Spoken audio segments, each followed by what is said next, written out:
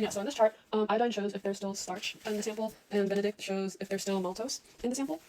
When the treatment is boiled, there's no more amylase, so there's still starch because it's not chewed up by the enzyme amylase yet. However, in other scenarios, there's no starch, so that means it's only boiling that really affects the amylase. Oh, but in like pH 2 or pH 9, maltose is still being created. That means like some of the starch is being chewed up, but like not all of it. So like it works, but just not as well. Okay, so now we have pepsin and vapna, and this is just to see like in what environmental conditions would pepsin work. And if pepsin works, then it would just cause like a yellow color. Like, you know, when pepsin is boiled, it doesn't work. And then we have lab 9 about digestion, and it is about lipase and like bile salts. And basically, if there is bile salts, it works better because bile salts cause like the fat to break up, and then the more surface area there is, the easier it is for it to break down. And you can see that as with the region 3 with bile salts, then the pH goes lower, which means like it's increased acidity, and more is broken down.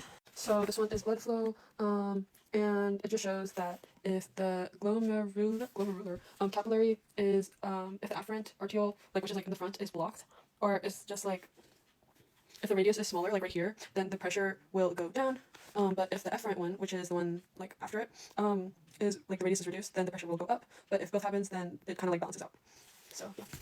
Okay, so I'm just like reading through this, right, and I'm just realizing that there are some overlap between my biochem class and my pharm sci class. So like, that's kind of good because I have my biochem midterm right the day after tomorrow, and so like I'm kind of studying for my biochem midterm as well, I suppose. So that's like kind of good. Anyways, we have acid-base balance, and basically when the pH of blood is below 7.35, then that's acidosis, because it's like more acidic, and then when the pH of blood is higher than 7.45, then that's alkalosis, or but that's because it's more like alkane, and that's more basic.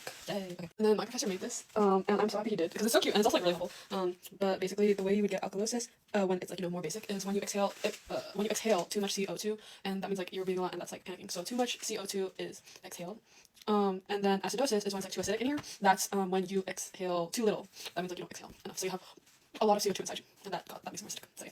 And yeah, so this just discusses how the kidney reacts to acidosis and alkalosis. There's no way I'm saying that right. Wait, hold on. Alkalosis. Never mind, I guess I'm saying it right. I think we're on the last lab. This is blood analysis. And so activity 1 is hematocrit, which is like it measures the percentage of red blood cells in your blood. And this is like a healthy like what you're supposed to have. And so you're supposed to have like 45% of erythrocytes, and then 55% of plasma. Plasma is just like, you know, glucose, salts, and erythrocytes are your red blood cells. So you're supposed to have like a significant amount of erythrocytes, 45%. But like, you know, if you're anemic or stuff like that, your erythrocytes like percentage is gonna be lower. Fibrinogen increases, ESR, and ESR is erythrocyte sedimentation rate, and it just measures like how quickly red blood cells cell in a test tube, and it's like an indicator of inflammation, infection, or cancer. And you don't really want a high one or too low one. You generally want one that's like 0 to 15 m per hour.